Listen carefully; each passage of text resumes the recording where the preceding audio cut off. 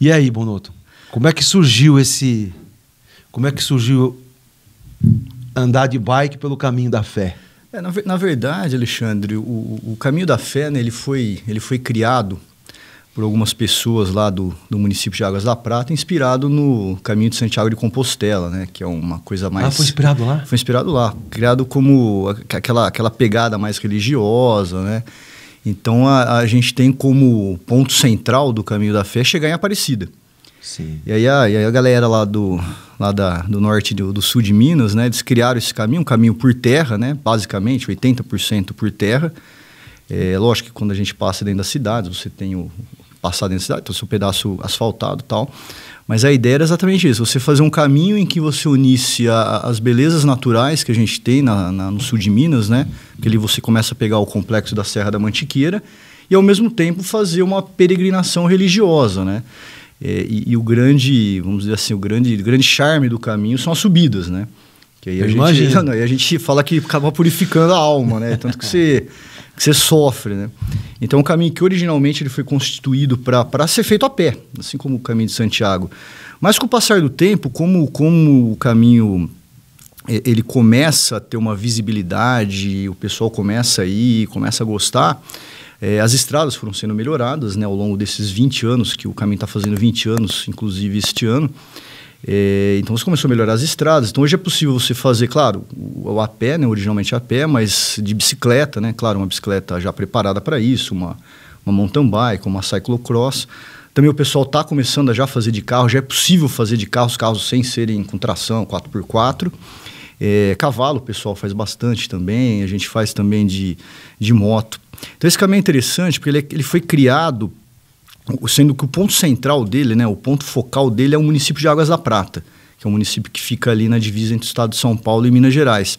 Então o caminho ele vai de Águas da Prata, ele segue um roteiro e ele chega em Aparecida. Então são 316 quilômetros de Águas da Prata a Aparecida. 316 quilômetros? A distância até que assusta, mas o que mais assusta é a altimetria que a gente tem. Sim, então, região montanhosa de Minas. Região montanhosa. Né? E assim, então é 316 quilômetros e ele é disposto, né, para você fazer esse percurso, você tem que subir mais ou menos 10 mil metros.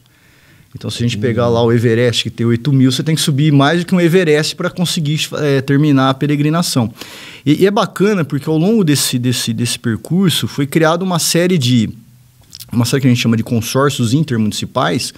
Então, os municípios foram se unindo, existe até uma associação do Caminho da Fé, né? Então o município ele se associa nessa associação. E aí você tem uma série de, digamos assim, estabelecimentos comerciais, como postos de gasolina, como pousadas, como restaurantes, que são credenciados. Então é legal porque o peregrino que ele faz, ele sai de Águas da Prata, e lá tem a pousada, né, que é onde começou tudo, a gente faz o credenciamento, você ganha uma credencial, um mapinha, tudo certinho, e aí você vai carimbando. É bem bacana isso, né? A gente vai... Que é mais ou menos o que acontece na Europa, né? Tem alguns trechos que você passa lá nesse caminho e o pessoal vai lá, dá um carimbo, o cara segue. Vai carimbando. Então você para no lugar, carimba. Então o cara tá lá, você vai lá no município de Andradas, que é logo depois. Lá para na igreja, carimba, tudo. Também pode fazer sem carimbar, né? Não é uma coisa obrigatória. Então mas já existe uma indústria cultural. Então uma indústria, né? Uma indústria cultural e eu acho que assim, o que eu acho bem legal disso é que você está investindo também no turismo rural. Turismo rural. O turismo rural ali está sendo bem fortalecido, né? A gente faz todo ano. Então, do primeiro ano que a gente foi lá, que é 2012, para agora, a gente vê uma evolução disso, né? A gente viu como que gourmetizou tudo, sim, né? Sim. Então, você tem hoje cervejarias artesanais, você tem pousadas, chalés que o pessoal vai, né? Procura se atrair esse turista, até para o turista gastar, para ter uma relevância. Tem municípios que estão vivendo disso já, né? Tem uma grande atividade econômica no município. São municípios pequenos, 3, 4, 5 mil habitantes no máximo ali, e eles vivem dessa peregrinação. E o legal é que o caminho ele deu tão certo nesse ponto de vista de turismo que outros municípios começaram a ser englobados, né? Então, hoje a gente já tem alguns ramais saindo, não mais de Águas da Prata. Mas você tem, por exemplo, um ramal que sai de São Carlos, que a gente chama de ramal Centro Paulista. Você tem um ramal que sai de Sertãozinho, você tem um ramal que sai de Franca. Aí foi criado no passado também o ramal mais longo, que é o ramal que sai de São José do Rio Preto. E aí são 800 quilômetros, mais ou menos, para você terminar o percurso inteiro. E é interessante, todos eles vão para Águas da Prata. Então você sai de São Carlos... Águas da Prata concentra o pessoal que vai para lá. Isso, é o ponto focal do caminho. Todas essas rotas que eu tô te falando, eles saem e vão cruzar em Águas da Prata e aí pega esse caminho original até Aparecida, né? Então é bem legal. Então isso vai incentivando o turismo ao longo de todo o interior do estado de São Paulo. E vai movimentando as cidades. Então. Vai movimentando as cidades. A única exigência que se faz, na verdade, que o município que queira ser parceiro entre nessa associação, né? Tem uma taxa que ele paga, que acho que, se eu não me engano, são R$50 por ano. É um valor, assim, vamos lá, simbólico, né?